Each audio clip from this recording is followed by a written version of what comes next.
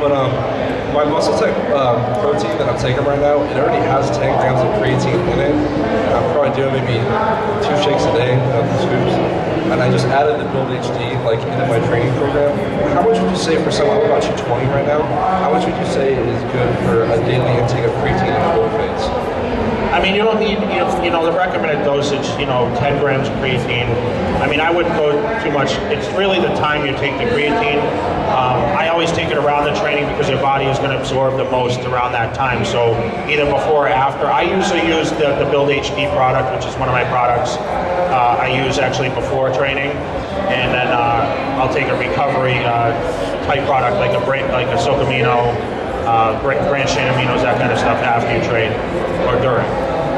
Okay, so I would focus, 10 grams a day is max with what you need. Okay, okay.